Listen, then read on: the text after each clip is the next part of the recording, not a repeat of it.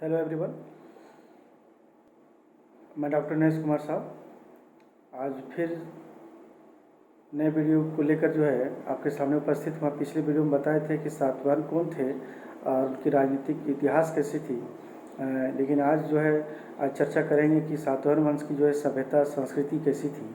यानी सबसे पहले जानेंगे कि सभ्यता संस्कृति सामाजिक धार्मिक आर्थिक रूप से जो प्रवृत्तियाँ होती है उसी को सभ्यता संस्कृति के रूप में आज हम बताने का प्रयास करेंगे कि सातवाहनों का जो शासनकाल था वो सभ्यता संस्कृति का एक बड़ी ही विकास या उन्नति का काल था और बड़ी ही उन्नति हुई थी सातवाहन वंश के समय में उनकी सभ्यता संस्कृति में। क्योंकि उस समय था समाज चार वर्गों में भी विभाजित था, क्योंकि वैदिक धर्मावलंबी पर थे। प्रथम वर्ग में सामंत और शासक वर्ग के अधिकारी थे और राज्य की ओर से इन्हें महाराज या महारथी या महासेनापति की उपाधियां भी दी गई थी या उपाधियां ग्रहण भी करती थी। और दूसरा वर्ग के अंतर्गत अगर हम देखते हैं कि मंत्री होते थे, कोषाध्यक्ष होते थे और राज्य के जितने भी पदाधिकारी होते थे, तो इस तरह से दूसरे वर्ग के अंतर्गत था। लेकिन इसमें व्यापारी वर्ग और सार्थवाह जो होते थे, जो श्रेष्ठी, जो व्यापारियों के जो समूह के जो संगठन हुआ करते थे, उन लोग भी द्वितीय वर्ग में शामिल थे। तो तीसरा वर्ग में कौन थे? तीसरा वर्ग में लेखक होते थे, विद्वान होते थे, वेद होते थे, ज्योतिष, स्वर्णकार, बड़े कृषक, ये सब जितने भी थे वो तीसरे वर्ग के अंतर्गत था। और समाज में इनका बड़ा आदर और सम्मान भी था। तो इस तरह से देखते हैं कि चौथे वर्ग में लोहार, सुनार, बढ़ई, कुम्हार, माली, कृषक, जो छोटे कृषक होते थे, ये लोग चौथे वर्ग के अंतर्गत आते थे। समाज में इसे निम्न कार्य भी करना पड़ता था, सारा कार्य इन लोगों के भार पड़ा था। यानी चार वर्ण व्यवस्था की कठोरता नहीं थी, लेकिन समाज के वर्ग जो थे वह अलग अलग वर्ग के अलग अलग परिवार से संगठित रूप से थे लोग। क्योंकि वर्णाश्रम जो धर्म था वो नियमों का लोग पालन भी करते थे। यहाँ तक कि वैवाहिक जो नियम था वो भी बहुत उदार था। अंतरजातीय विवाह होते थे, लेकिन विवाह स्वजातीय ही होते थे। क्योंकि समाज में ये भी देखने को मिलता है कि सातवाहन वंश में कि स्त्रियों का जो स्थिति जो थी वो उच्च स्थान थी, सम्मानजनक थी। और शासक कार्यों में जितने भी हाथ एक दूसरे को बटाया भी करते थे। गौतमी पुत्र, जो वशिष्ठी पुत्र और साथ ये सब जितना भी है, बहुत सारे लोग उपाधियाँ भी धारण की मातृपरक रूप से। क्योंकि इनकी बात संकेत से ऐसा पता चलता है, ऐसा उल्लेख है मिलता है कि समाज में स्त्रियों का जो आदर की दृष्टि से, सम्मान की दृष्टि से देखा जाता था। और जहाँ तक कि पतियों के साथ जो थे महिलाएं जो थी, स्त्रियां जो थी, अश्वमेध यज्ञों में भी भाग लिया भी करते थे। अभिलेखों से सब पता चलता है कि रानियों का भी बहुत उल्लेख मिला है। और खास करके देखते हैं कि माता के रूप में स्त्री का बहुत ही अधिक सम्मान भी किया जाता था। और यहाँ भी देखने को मिला है कि जीवन का उद्देश्य था एक भौतिक, एक लौकिक सुख के उपभोग के लिए था। तो सामाजिक जीवन कुल मिलाकर एक सम्मानजनक, एक आदरपूर्वक, एक सामाजिक जीवन एक महत्वपूर्ण विषय रहा। और सामाजिक में इनकी सभ्यता संस्कृति की बहुत विकास भी हुआ। लेकिन धार्मिक दृष्टिकोण से देखते हैं कि धार्मिक विचारधारा के अत्यंत जितने भी राजा थे उदार और सहिष्णु प्रवृत्ति के थे। कि सातवाहन नरेश जो थे ब्राह्मण धर्म के अनुयायी थे, लेकिन वह धर्मावलंबियों को अन्य सभी धर्मों को कि पूजा पाठ की भी स्वतंत्रता थी इनके साम्राज्य में। क्योंकि बौद्ध धर्म भी इस समय उन्नत अवस्था में भी था। धनी लोगों ने भी जो बौद्ध भिक्षुओं या चैत्य या विहार ये सब भी निर्माण करवाया था इसके समय में। कभी कभी भिक्षुओं का आवश्यकता पड़ने पर बहुत सारे ऐसे लोग जो होते थे जो कुलीन वर्ग के यानी संभ्रांत परिवार के लोग या धनी प्रवृत्ति के जो व्यक्ति होते थे, गांव दान दे देते थे भिक्षुओं को। क्योंकि वहाँ पर अपना बौद्ध विहार या कुछ अपनी आवश्यकता पड़े तो अपना आवश्यकताओं को पूर्ति कर सके। तो इससे पता चलता है लोगों का बौद्ध धर्म पर है काफ़ी प्रभाव भी पड़ा था उस समय। क्योंकि इस युग में ब्राह्मण धर्म का बहुत अधिक प्रचार भी था। और साथ साथ हम देखते हैं कि अश्वमेध यज्ञों का भी आयोजन किया गया था। 20 प्रकार के अन्य यज्ञों का भी उल्लेख मिलता है कि इसके अलावा और भी सारे जो है यज्ञ भी किए थे। यज्ञों में जो ब्राह्मणों को बहुत सारे दान जो है दिया जाता था। वैष्णव शैव धर्मों का भी जो है बड़ी उन्नति हुई थी। तो इस तरह से अभिलेखों से पता चलता है कि गोपाल, विष्णुदत्त, विष्णुपाली, कृष्ण आदि नामों से का भी नाम जो उल्लेख है मिलता भी है, क्योंकि वैष्णव धर्म में जो है के अनुयायी भी काफ़ी संख्या में जो है अधिक थी। क्योंकि इस समय जो है नाग और सर्पिल ये सब जितने भी था, नाग पूजा का बहुत ही प्रतिष्ठित रूप से जो है पूजा पाठ करते भी थे इस समय। क्योंकि कुछ विदेशी भी जो थे वो इस युग में जो है हिंदू धर्म भी ग्रहण किया था। कुछ गुहा अभिलेखों से पता चलता है कि क्षेत्रों जहाँ स्थान में भी जो है चैत्य और विहारों का भी जो है निर्माण कराया गया था। तो इस तरह से हम देखते हैं कि जो है निर्माण कराया गया था। लेकिन दान संबंधी व्यवस्थाओं का भी जो है उल्लेख मिलता है, क्योंकि कुछ कार्य भी इस लेख से पता चलता है कि दो यवनों में से जो है एक का नाम सिध्वज था, दूसरे का नाम धर्म मिलता है। तो नासिक अभिलेख में धर्मदेव के पुत्र इंद्र अग्निदत्त थे का नाम उल्लेख है। कुछ विदेशी भारतीय धर्म में दीक्षित होना इस बात का जो है द्योतक है, प्रतीत ऐसा लगता है, क्योंकि यह धार्मिक मान्यताओं के दृष्टिकोण से यह व्यापक रूप से था। तो इस तरह से देखते हैं कि धार्मिक दृष्टिकोण से इनकी सभ्यता संस्कृति भी बहुत उन्नत अवस्था में थी। बहुत ही धार्मिक शासनों प्रवृत्ति के लोग भी थे इस समय।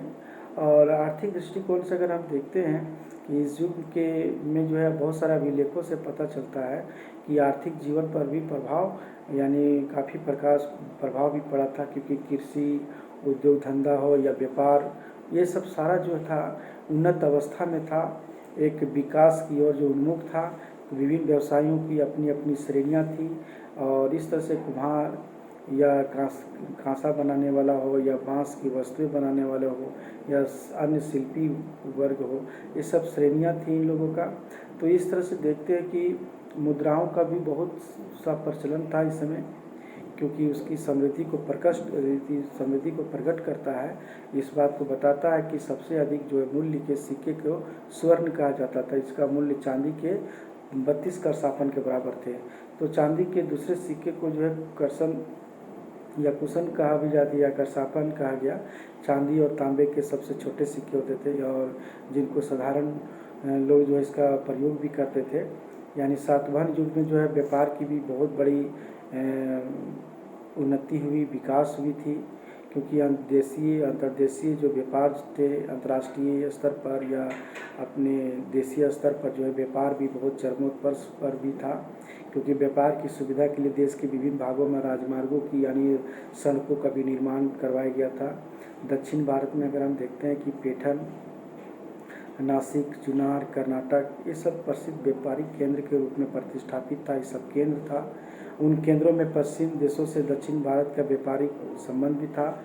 इसका उल्लेख जो है बहुत सारे ऐसे ग्रंथों में मिलता है, जिसे पेरिप्लस ऑफ द एरिथ्रियन सी ऐसा ग्रंथ है जो इसमें सब सारा उल्लेख मिलता है। तो इस तरह से भड़ोच, सोपारा या कल्याण ये सब बंदरगाह के रूप में था। विदेशी व्यापार जो था इसी बंदरगाहों से देश का व्यापार होता था, जिससे देश को काफ़ी लाभ और काफ़ी मुनाफा भी होता था। और इस तरह से जो लोगों का जो है एक अच्छे तरीके से आर्थिक जीवन का एक समुन्नत रूप से जो है यानी आर्थिक जीवन पर काफ़ी प्रभाव भी पड़ा। तो इस तरह से देखते हैं कि हमारा आर्थिक जीवन था। इसकी शासन व्यवस्था के बारे में अगर हम देखते हैं कि इसकी शासन व्यवस्था भी जो था, एक शासन व्यवस्था में राजा ही मुख्य रूप से प्रधान था। क्योंकि मंत्री परिषद की भी व्यवस्था थी इनका, और मंत्रियों को बहुत इन्हें जो है अधिकार भी प्राप्त था। जूनागढ़ अभिलेख से भी ये पता चलता है कि मंत्री परिषद की चर्चा जो विस्तार में भी बहुत सारे की गई है। और संपूर्ण राज्य जो था वो प्रशासकीय इकाइयों में के रूप में जो विभाजित था, जो आहार या जनपद यानी कहा जाता था। क्योंकि इसके शासक दो प्रकार के होते थे, क्योंकि असैनिक कार्यों के लिए अध्यक्ष अमात्य होते थे और सैनिक कार्यों के लिए महासेनापति, महारथी, महाभोज, कभी कभी राजन भी हुआ करते थे। तो इस तरह से देखते हैं कि उत्तरी कोंकण हो या नासिक हो या पुना हो या उत्तरी कनारा का क्षेत्र हो या गोदावरी का क्षेत्र हो, तो इस सब के समय में ये सब क्षेत्रों में जो प्रशासक अमात्य ही होते थे, जबकि जो है चित्तलदुर्ग, नानाघाट, कार्ले, कन्हेरी, ये सब सैनिकों के प्रशासकों को ही बनाया जाता था, जो महारथियों के अधीन ये लोग थे। और एक बार और देखने मिलता है कि कोल्हापुर का जो क्षेत्र था वो प्रशासकों के जो है कि उपाधि की राजा की होती थी।